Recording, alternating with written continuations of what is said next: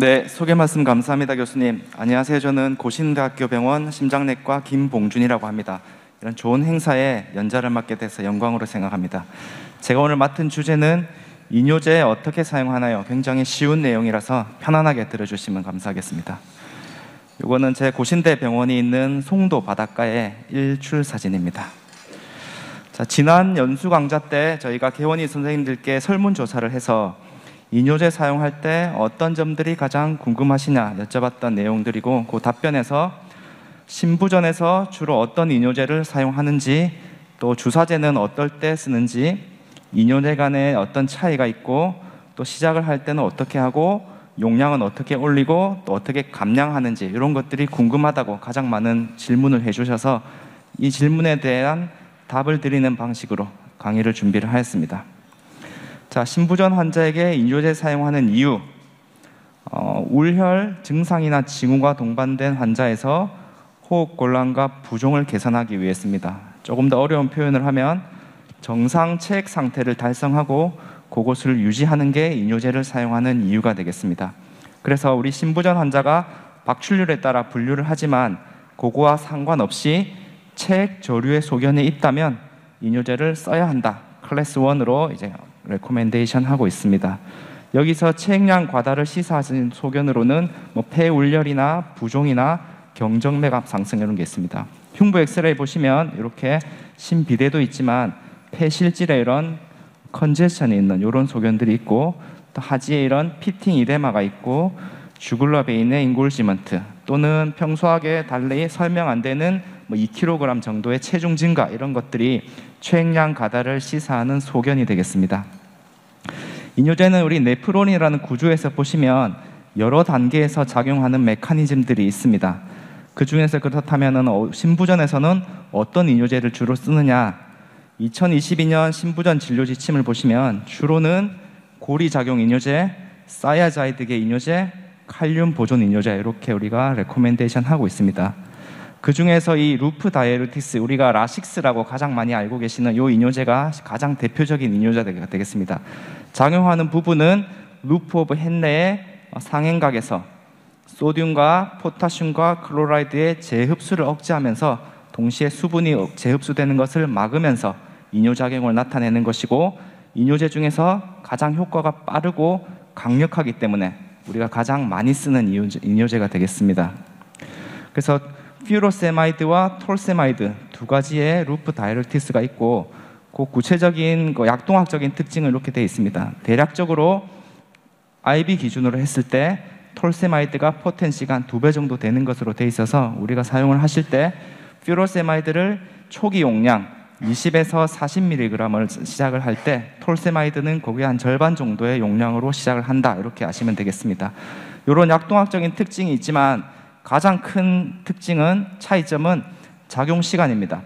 퓨로세마이드가 작용 시간이 6시간에서 8시간 훨씬 짧기 때문에 이뇨 효과를 좀 빨리 볼 수 있다는 장점이 있고, 그것 때문에 우리가 신부전 환자에서 퓨로세마이드를, 라식스를 훨씬 더 많이 쓰는 이유가 되겠습니다.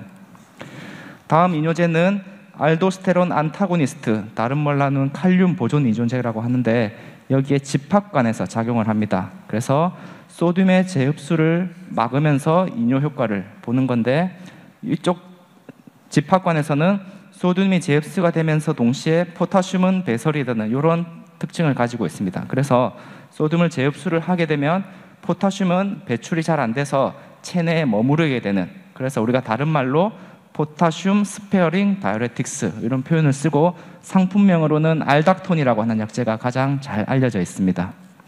이 알닥톤이라는 약은 단순히 이뇨 효과만 있는 게 아니라 심장 기능, 수축 기능이 떨어져 있는 박출률 저하 신부전 환자에서 사망률이나 입원율을 굉장히 획기적으로 줄여주는 것으로 잘 알려져 있기 때문에 우리가 박출률 저하 신부전에 꼭 써야 되는 클래스 1 인디케이션의 약제 중에 하나입니다. 처방 용량을 보시면 우리 알닥톤 기준으로 보셨을 때 키드니 펑션이 괜찮다면 GFR 기준으로 50 이상이 된다면 처음에 12.5mg 또는 25mg를 하루에 한 번 쓰는 것으로 시작을 하시고, 그 다음에 이렇게 유지를 해볼 수가 있겠습니다. 사구체 요과율이 조금 떨어져 있는 환자라면은 조금 더 적은 용량으로, 그래서 12.5mg을 QD 또는 이것을 이틀에 한 번만 주는 이런 방식으로 조금 더 사구체 여걸에 주의하셔서 시작 용량을 하셔야 되겠습니다. 다음 사야자이드계 이뇨제를 보시면 원이 세뇨간에 작용을 하게 되고 NaCl의 분비를 막는 이런 재흡수를 억제하는 것으로 작용하고 있습니다. 그래서 대표적인 게 하이드로클로로사야자이드, 우리가 상품명으로 디클로지드라고 하는 약으로 굉장히 많이 알려져 있는 약제가 되겠습니다. 그래서 이 약은 사실은 신부전에도 쓰지만 고혈압에서도 굉장히 많이 쓰는 걸로 아마 여러 선생님들께서 흔히 사용하시는 처방으로 알고 있고, 디클로지드라는 상품명도 있겠고, 우리 고혈압 약에 이제 합쳐진 복컨비네이션 제제를 보면은 무슨 플러스라고 되어 있는 게 이 디클로지드 성분이 굉장히 많습니다. 이런 클로로사야자이드 같은 경우는 초기 용량은 한 25mg 정도 초기 용량 시작하시고 용량을 변경해서 작용하실 수가 있습니다.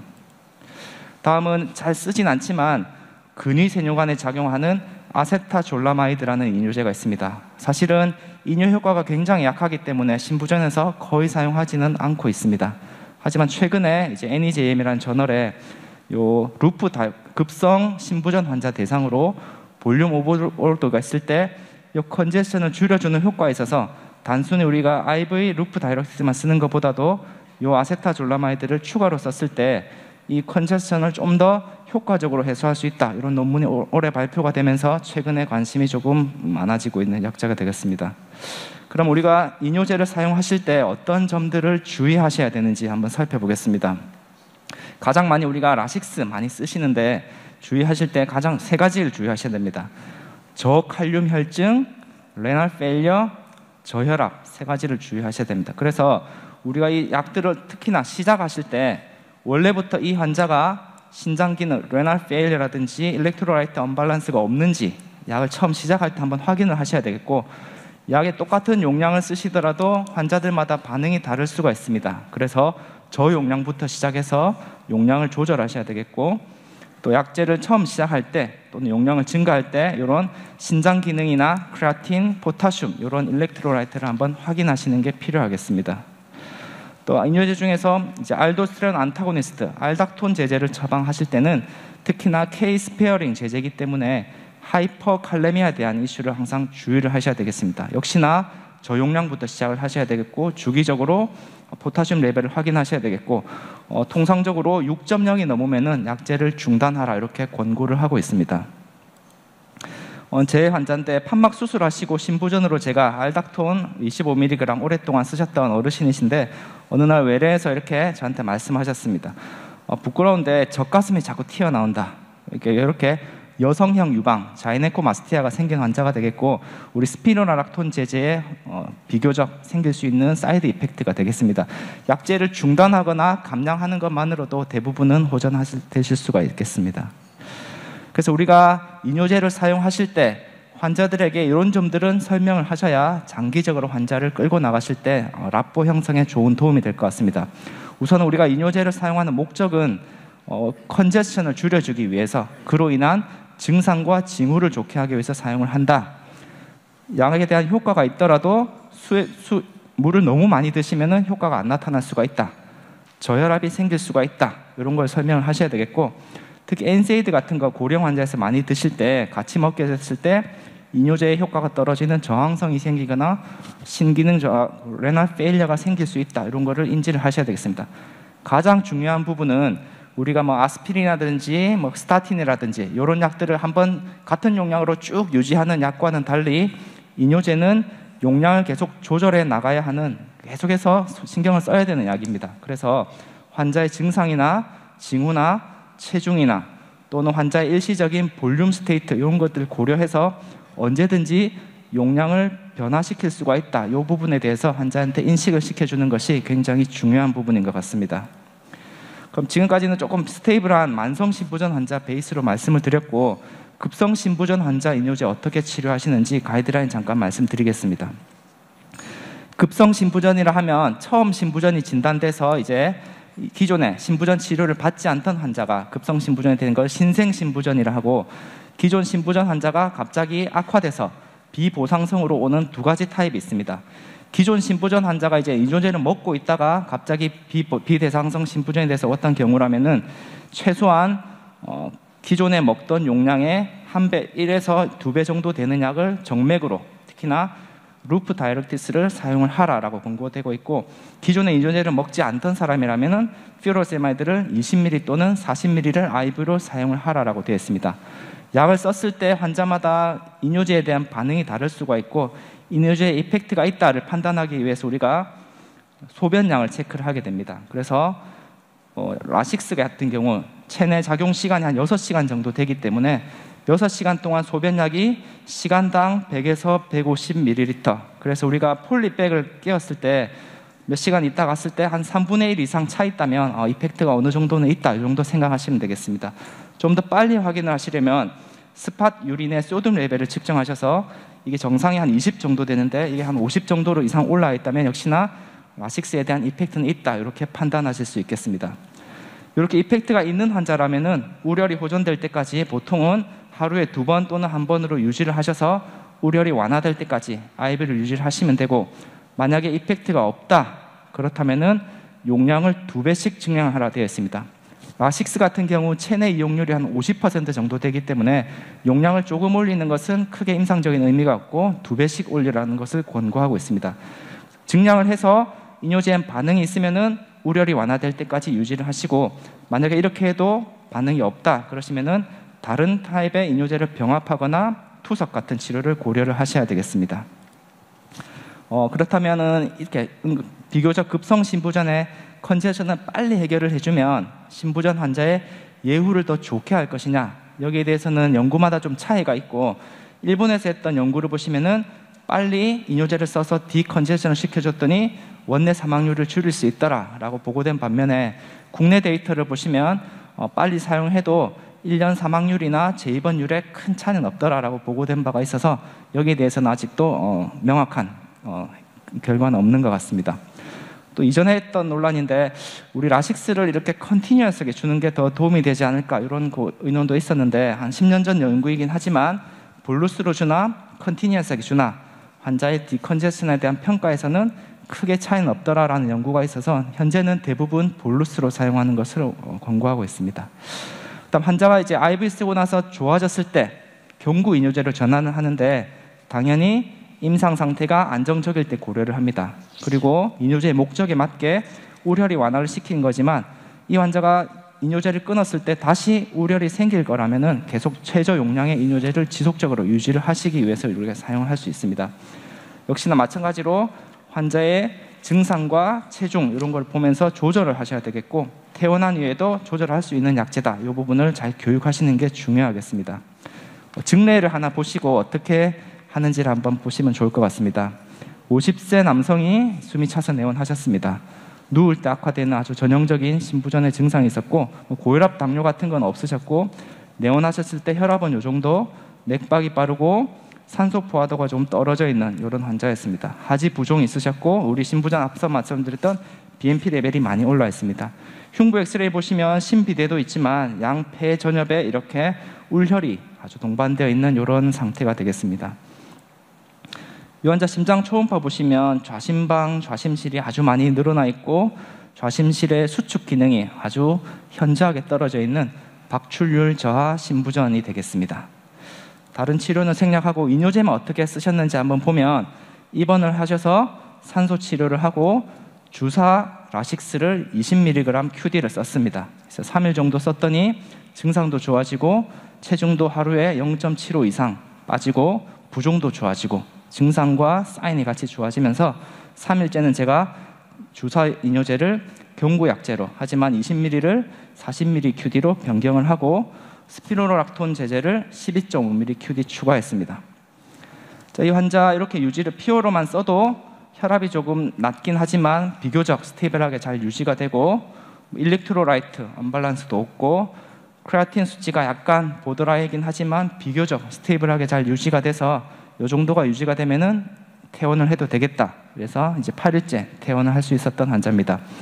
퇴원했을 때 제가 처방했던 퇴원약을 보시면 라식스 40ml QD 그대로 유지를 하고, 스피로노락톤 MRA를 12.5mg QD를 유지하고, 나머지 신부전 약제들, 여기서 보시면 우리 박출률 저하 신부전에서 꼭 쓰라고 하는 이런 아르니, 베타블라커, 또 SGLT 이니비터, 당뇨가 없음에도 이렇게 처방을 해서 퇴원을 시켰습니다. 자, 환자 이렇게 퇴원을 했지만 계속해서 이렇게 유지를 하는 게 아니라 첫 외래 때 라식스를 20mg으로 줄이고 3개월째 외래를 오셨습니다. 봤더니 혈압도 비교적 스테이블하게 저혈압 증상도 없고 체중도 아이디얼한 체중이 유지가 되고 있고 이데마도 호전된 상태가 유지가 되고 있습니다. 그래서 라식스 20ml 쓰던 거를 10ml로 줄이고 나머지 약들은 업 타이트레이션 하고 있습니다. 스피로락톤은 왜 줄이지 않냐 이렇게 물어보실 수 있는데 이 MRI 제제는 단순히 이뇨 효과도 있지만 우리가 해프레프, 박출률 저하 신부전 환자의 예후를 개선시키기 위해서 최대한 계속해서 쓸 예정입니다. 그래서 3개월밖에 안 됐지만 환자의 컨제스션이 완전히 해소가 되었고 심장의 크기도 많이 좋아져서 아마도 박출률도 좋아지지 않았을까 추측해 볼 수 있겠습니다. 그러면 우리가 개원가에서 실제로 이뇨제를 사용하시면서 생길 수 있는 문제와 그때 어떻게 하셔야 되는지 한번 살펴보겠습니다. 가장 먼저 우리가 이뇨제 썼을 때 혈압이 떨어질 수 있습니다. 특히 연세가 많은 고령 환자 또 체중이 적은 환자들 혈압이 떨어질 수 있는데 증상이 없다면 너무 걱정은 안 하셔도 됩니다. 울혈이 남아있다면 이뇨제 계속 쓰시고 울혈이 없는데 혈압이 낮다. 그렇다면 이뇨제 줄이셔도 괜찮습니다. 자, 혈압이 낮은데 어지럽고 안 좋다.